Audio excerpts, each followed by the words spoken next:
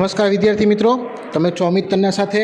મિત્રો, નીટ સોલ્યુશન્સના આજના લેક્ચરમાં આપણે ઉદ્વિકાસ ચેપ્ટરમાંથી જે નીટની એક્ઝામમાં પૂછેલા પ્રશ્નો છે તેનો અભ્યાસ કરવાનો છે. તો ફટાફટ શરૂ કરીએ. મિત્રો, આજનો પહેલો પ્રશ્ન છે નીટ 2013માં પૂછાયેલો કે પ્રક્રિયા કે જેમાં ભિન્ન ઉદ્વિકાસ છે ઇતિહાસ ધરાવતા અને સમાન દેખાવ સ્વરૂપ અનુકૂલનો સમાન પર્યાવરણમાં પ્રતિચાર રૂપે ઉદ્વિકાસ પામે છે તો તેને શું કહેવાય? મિત્રો, વેરી સિમ્પલ છે કે ભિન્ન ઉદ્વિકાસ જે ઇતિહાસ છે, બરાબર છે, અને દેખાવ સ્વરૂપના અનુકૂલનો કેવા છે તો કે સમાન છે. તો તેને કારણે આપણે એમ કહી શકીએ કે અહીં જે ઓપ્શન બીમાં આપેલ છે કે કેન્દ્રગામી ઉદ્વિકાસ, તો તે છે તે સાચો ઉત્તર થશે. બરાબર છે. નેક્સ્ટ ક્વેશ્ચન જોઈએ તો નીટ 2013માં પૂછેલો છે કે વસ્તીમાં જનીન આવૃત્તિમાં ભિન્નતા પ્રાકૃતિક પસંદગીને બદલે આકસ્મિક રીતે થાય છે તો તેને શું કહેવાય? મિત્રો, વેરી સિમ્પલ. જ્યારે આકસ્મિક રીતે કોઈ ચોક્કસ માહિતી મળે અથવા તો આકસ્મિક રીતે જ્યારે પસંદગી થતી હોય તો તે બાબતે જનીનિક વિચલન છે તે જવાબદાર રહેશે કે જેમાં કારકોની આવૃત્તિમાં ઘણી પેઢીઓ પછી ફેરફાર થતો રહે છે અને તે ફક્ત તકને કારણે થાય છે. બરાબર છે. ઓકે, નેક્સ્ટ ક્વેશ્ચન જોઈએ તો નીટ 2013માં પૂછેલો કે ડાર્વિનવાદ પ્રમાણે કાર્બનિક ઉત્ક્રાંતિ શું છે? મિત્રો, યાદ રાખજો કે ડાર્વિને કહ્યું છે કે જૈવિક ઉદ્વિકાસ એ આંતરજાતીય હરીફાઈ છે. બરાબર, એટલે કે જુદી જુદી જાતિઓના સભ્યો વચ્ચે થતી હરીફાઈ છે. એટલે એ બાબતે સાચો ઉત્તર થશે ઓપ્શન બી, આંતરજાતીય સ્પર્ધા. ક્લિયર? ઓકે, નેક્સ્ટ ક્વેશ્ચન જોઈએ તો નીટ 2013માં પૂછેલો કે વસ્તીનું જનીનિક સંતુલનમાં રહેવાનું વલણ શેને કારણે વિક્ષેપ પડે છે? એટલે કે આ જે વલણ છે જનીનિક સંતુલનમાં રહેવાનું, એમાં વિક્ષેપ થવાનું કારણ શું છે? તો મિત્રો, એનો સાચો ઉત્તર થશે ઓપ્શન ડી, અનિયમિત સમાગમનો અભાવ. કારણ કે આપણે ખ્યાલ હોવો જોઈએ કે હાર્ડી વેનબર્ગના સિદ્ધાંત પ્રમાણે વસ્તીમાં જે જનીનિક આવૃત્તિ છે તે સ્થાયી હોય છે અને જો ચોક્કસ અસર થાય તો તેમાં ફેરફાર થાય. દાખલા તરીકે વિકૃતિ ન હોય, ત્યારબાદ જીનોટાઇપ્સ છે તેમાં કોઈ અડચણ આવે તો એ બાબતે ઓપ્શન ડી છે તે યોગ્ય રીતે લાગુ પડે છે. નેક્સ્ટ ક્વેશ્ચન જોઈએ નીટ 2013નો તો ઓક્ટોપસની આંખ અને બિલાડીની આંખ અસમાન રચના દર્શાવે છે પરંતુ તેમનું કાર્ય સમાન છે તો શેનું ઉદાહરણ છે? મિત્રો, ખાસ યાદ રાખજો, જેમનું કાર્ય સમાન હોય પરંતુ રચના જુદી હોય તેને આપણે કાર્ય સદૃશ અંગો કહીશું અથવા તો સમરૂપ અંગો કહીશું. બરાબર છે. તો મિત્રો, આના માટે સાચો ઉત્તર શું લખી શકાય? તો ઓપ્શન સી આપેલ છે કે કાર્ય સદૃશ અંગો કે જે કેન્દ્રવર્તી ઉત્ક્રાંતિ વડે ઉત્ક્રાંતિ પામ્યા છે. બરાબર છે, એટલે કે રચના સરખી નથી પરંતુ કાર્ય સરખું છે. ક્લિયર? ઓકે, નેક્સ્ટ ક્વેશ્ચન જોઈએ નીટ 2014નો તો નીચેના પૈકી કયું કાર્ય સદૃશ અંગોનું ઉદાહરણ છે? મિત્રો, ખાસ યાદ રાખજો, ફરી વખત યાદ અપાવું, કાર્ય સદૃશ અંગો એટલે કાર્ય સરખા પરંતુ રચના જુદી હોય. બરાબર, તો અહીં હમણાં આપણે વાત કરી કે ચામાચીડીની પાંખ અને પક્ષીની પાંખ, એ આ રીતે સાચો ઉત્તર થશે કારણ કે કાર્ય સરખું છે બંનેનું ઉડવા માટેનું, પરંતુ બંનેની રચના છે તે જુદી છે. ઓકે, નેક્સ્ટ ક્વેશ્ચન જોઈએ તો નીટ 2014માં પૂછેલો છે કે બિલાડી અને ગરોળીનું અગ્ર ઉપાંગ ચાલવામાં ઉપયોગી છે, વેલનું અગ્ર ઉપાંગ તરવામાં ઉપયોગી છે અને ચામાચીડીનું અગ્ર ઉપાંગ ઉડવામાં ઉપયોગી છે તો તે શેના ઉદાહરણ છે? મિત્રો, અહીં ખાસ યાદ રાખજો, ત્રણેયના અથવા તો એમ કહી શકાય કે દરેક સજીવના અગ્ર ઉપાંગની વાત કરેલ છે. બરાબર છે, એનો મતલબ કે તેમની રચના સમાન થઈ છે પરંતુ દરેકનું કાર્ય અલગ અલગ છે. કોઈ ચાલવામાં, કોઈ તરવામાં કે કોઈ ઉડવામાં ઉપયોગી છે, માટે તેને કહીશું આપણે સમમૂલક અંગો અથવા તો રચના સદૃશ અંગો. તો અહીં જે ઓપ્શન સી આપેલ છે તે સાચો ઉત્તર થશે. ક્લિયર? ઓકે, નેક્સ્ટ ક્વેશ્ચન જોઈએ તો નીટ 2015માં પૂછેલો છે કે ઔદ્યોગિક મેલેનિઝમ એ શેનું ઉદાહરણ છે? મિત્રો, અહીં આપણે ખ્યાલ છે કે ઔદ્યોગિક વિસ્તારમાં જે મોથ ફૂદાની વાત આપણે કરેલ હતી, બરાબર છે, તો એ જે છે એ પ્રાકૃતિક પસંદગી વાત દર્શાવે છે. બરાબર છે, તો સાચો ઉત્તર થશે option B. Then after NEET 2015માં પૂછેલો પ્રશ્ન કે પક્ષીઓની પાંખ અને કીટકની પાંખ એ શું સૂચવે છે? મિત્રો, અહીં યાદ રાખજો કે પક્ષીઓની પાંખ અને કીટકની પાંખ છે તે કાર્ય સદૃશ અંગો છે કે જે ઉદ્વિકાસની ચોક્કસ દિશા સૂચવે છે. શા માટે? તો કે બંને જે પાંખો છે એનું કાર્ય સરખું છે એટલે કાર્ય સદૃશ થયા પરંતુ રચના જુદી. પક્ષીઓની પાંખ છે તે અસ્થિતંત્રના ભાગથી બને છે, જ્યારે કીટકોની પાંખ છે તે અધિચર્મની રચના છે. બરાબર છે, માટે ઓપ્શન બી સાચો થશે. ધેન આફ્ટર નીટ 2016નો પ્રશ્ન તો જીવની ઉત્પત્તિની ઘટનાઓનો સાચો ક્રમ નીચેના પૈકી કયો છે? મિત્રો અહીં 4 માહિતી આપેલ છે. પ્રોટોબાયોન્ટ્સનું નિર્માણ, કાર્બનિક મોનોમર્સનું સંશ્લેષણ, કાર્બનિક પોલિમર્સનું સંશ્લેષણ અને ડીએનએ ઉપર આધારિત જનનિક પદ્ધતિઓનું નિર્માણ. મિત્રો તો અહીં જે 4 માહિતી આપેલ છે તેને આપણે યોગ્ય ક્રમમાં ગોઠવવાની છે. બરાબર છે. તો અહીં ખાસ યાદ રાખજો તેના માટે કે સૌ પ્રથમ કાર્બનિક મોનોમરનું સંશ્લેષણ થાય, ત્યારબાદ મોનોમરમાંથી પોલિમર બને એટલે કાર્બનિક પોલિમરનું સંશ્લેષણ થશે, તેમાંથી પ્રોટોબાયોન્ટ્સનું નિર્માણ થાય અને અંતે ડીએનએનું નિર્માણ થઈ જનીનતંત્રને આધારે અથવા જનીનિક પદ્ધતિઓના આધારે તે આગળ વધશે. બરાબર.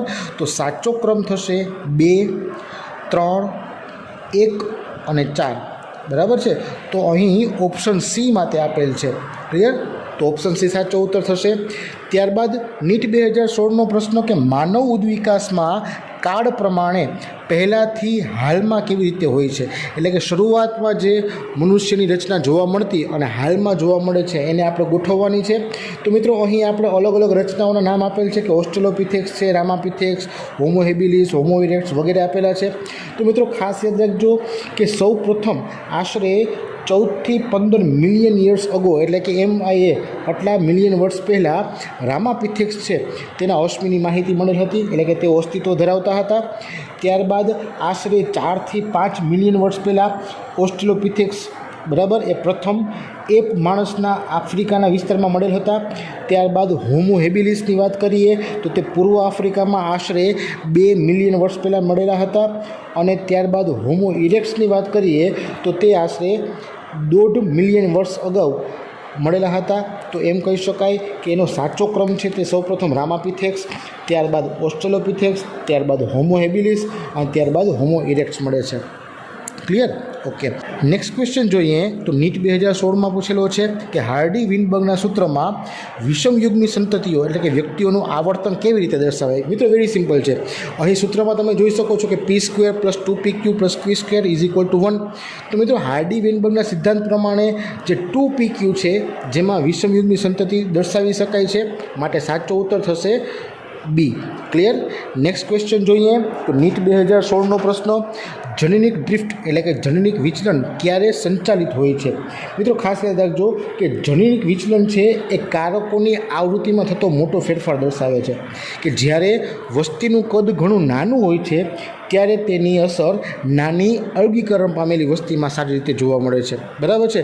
માટે સાચો ઉત્તર થશે ઓપ્શન એ, નાની અલગ કરેલી વસ્તી. ક્લિયર? નેક્સ્ટ ક્વેશ્ચન છે નીટ 2016નો કે જીવની ઉત્પત્તિ વિષયક 2 વિધાન આપેલા છે. પહેલું વિધાન છે કે પૃથ્વી પર સૌપ્રથમ ઉદ્ભવ પામેલ સજીવો હરિતદ્રવ્ય વિહીન અને શોષણ ન કરી શકતા તેમ માનવામાં આવે છે. અને બીજું વિધાન છે તે દર્શાવે છે કે પ્રથમ વખત ખોરાક બનાવનારા સજીવો રસાયણ સંશ્લેષી હતા કે જેઓ ક્યારેય ઓક્સિજન મુક્ત કરેલ ન હતો. ઉપરોક્ત બંને વિધાનો પરથી નીચેના વિકલ્પમાં કયો યોગ્ય દર્શાવવાનું છે? મિત્રો અહીં ખાસ યાદ રાખજો કે જે 2 વિધાનો છે એ બંને વિધાનો સાચા છે, માટે option A, B, C, D પૈકી ઓપ્શન બી જે છે કે એ અને બી બંને સાચા છે તે સાચો ઉત્તર થશે. Clear? Okay. Next question NEET 2016નો કે નીચે દર્શાવેલ રચનાઓ પૈકી કઈ રચના પક્ષીની પાંખને સમમૂલક છે? મિત્રો સમમૂલક કીધું એટલે શું થશે? સમમૂલક એટલે રચના સરખી અને કાર્ય જુદું. ખાસ યાદ રાખજો, સમમૂલક અંગો એટલે કે રચના સદૃશ અંગો કે જેની રચના સરખી થાય અને કાર્ય અલગ થાય. બરાબર છે. સૌપ્રથમ ડીથી શરૂઆત કરીએ તો શાર્કનું પૃષ્ઠ મીનપક્ષ છે. બરાબર છે. તો તે પાછલા ઉપાંગ થયું, પશ્ચ ઉપાંગ થયું. બરાબર. તો રચના સરખી ન થઈ કારણ કે પક્ષીની પાંખ અગ્ર ઉપાંગ થાય. ત્યારબાદ સી જોઈએ તો વેલનું મીનપક્ષ છે તો તે થશે અગ્ર ઉપાંગની રચના. ત્યારબાદ સસલાનું પશ્ચ ઉપાંગ તો તે પણ ખોટું થશે. અને ફૂદાની પાંખ છે એ તો કાર્ય સદૃશ અંગ થયું, રચના સદૃશ નથી, માટે ઓપ્શન સી છે તે સાચો ઉત્તર થશે. નેક્સ્ટ ક્વેશ્ચન નીટ 2016નો તો કાર્ય સદૃશ અંગો એ શેની રચનાઓ છે? મિત્રો વેરી સિમ્પલ છે કે જે કાર્ય સદૃશ અંગો છે તે ભિન્ન માર્ગે થતો ઉદ્વિકાસ દર્શાવે છે, માટે ઓપ્શન ડી સાચો થશે. ધેન આફ્ટર નીટ 2017નો પ્રશ્ન કે નીચેનામાંથી ક્યુ ઘોડાનું ગોત્ર સૂચવે છે? મિત્રો 4 ઓપ્શન પૈકી તમને ખ્યાલ હશે કે પેરિસોડક્ટિલા છે તે ઘોડાનું ગોત્ર સૂચવે છે, માટે ઓપ્શન બી સાચો થશે. ધેન આફ્ટર વાત કરીએ તો નીટ 2018માં પૂછેલો પ્રશ્ન કે યુગોદ્વિજના મત પ્રમાણે ઉદ્વિકાસની પ્રક્રિયા કેવી છે. તો મિત્રો તમને ખ્યાલ હોવો જોઈએ કે યુગોદ્વિજે જે વાત કરેલ હતી તેના મત અનુસાર જે ઉદ્વિકાસની પ્રક્રિયા છે એ અલગ અલગ તબક્કામાં પૂર્ણ થાય, એટલે બહુ તબક્કીય વિકૃતિઓ કહી શકાય. બરાબર, એટલે ઓપ્શન બી છે તે સાચો ઉત્તર થશે. ક્લિયર? ઓકે. નેક્સ્ટ ક્વેશ્ચનની વાત કરીએ તો નીટ 2018નો પ્રશ્ન કે નીચે આપેલા અપસારી કે બહિર્ગામી ઉત્ક્રાંતિ માટેના ઉદાહરણો પૈકી ખોટો વિકલ્પ પસંદ કરો. મિત્રો અહીં ખોટો વિકલ્પ પસંદ કરવાનો છે કે જે અપસારી ઉદ્વિકાસ દર્શાવતો નથી. બરાબર છે, તો 4 ઓપ્શન પૈકી અહીં તમને દર્શાવું તો ઓક્ટોપસ, ચામાચીડિયું અને મનુષ્યની જે આંખ છે તે ખોટો ઉત્તર થશે. બરાબર છે, બાકીના બધા છે તે અપસારી ઉદ્વિકાસ છે એ દર્શાવે છે. Clear? Okay. Next question NEET 2018નો છે કે ઘણા પૃષ્ઠવંશીઓમાં અગ્ર ઉપાંગના હાડકાઓની સામ્યતા એ શાનું ઉદાહરણ છે. મિત્રો વેરી સિમ્પલ, અગ્ર ઉપાંગના હાડકાની સામ્યતા એટલે શું થયું તો કે તેમની રચના સરખી થઈ. બરાબર, એટલે રચના સદૃશ અંગો કહેવાય અથવા તો સમમૂલક અંગો કહેવાય. તો સાચો ઉત્તર થશે ઓપ્શન બી, સમમૂલકતા. ક્લિયર? નેક્સ્ટ ક્વેશ્ચન છે નીટ 2019માંથી જોડકું આપેલું છે, આપણે જોડવાનું છે. સૌપ્રથમ જે મનુષ્યની રચના આપેલી છે એની સામે મગજના સાચા કદ દર્શાવેલા છે. બરાબર છે, એ આપણે જોડવાના છે. સૌપ્રથમ આવશે હોમો હેબિલિસ. તો મિત્રો હોમો હેબિલિસ છે એ છે એના મગજની વાત કરીએ તો તે 650 થી 800 સીસી જેટલી માહિતી ધરાવે છે. ત્યારબાદ હોમો નિએન્ડરથલ્સ છે તે 1400 સીસી રચના ધરાવે છે. હોમો ઇરેક્ટ્સમાં આવશે 900 સીસી અને હોમો સેપિયન્સમાં આવશે 1350 સીસી. બરાબર, તો જોડકું આ રીતે જોડી શકાય. એ સામે 3, બી સામે 4, સી સામે 1 અને ડી સામે 2. ક્લિયર? ઓકે.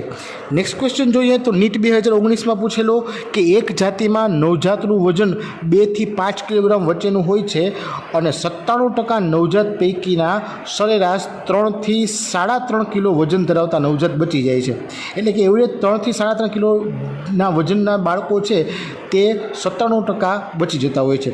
જ્યારે 99% બાળકો જે 2 થી 2.5 કિલોના અથવા તો 4.5 થી 5 કિલોના હોય છે તેઓ મૃત્યુ પામે છે. તો આ કયા પ્રકારની પસંદગી થઈ? મિત્રો સમજવા જેવું છે કે અહીં એવરેજ જે બાળકો જીવિત રહે છે તે 3 થી 3.5 કિલોની આસપાસના જીવિત રહે છે.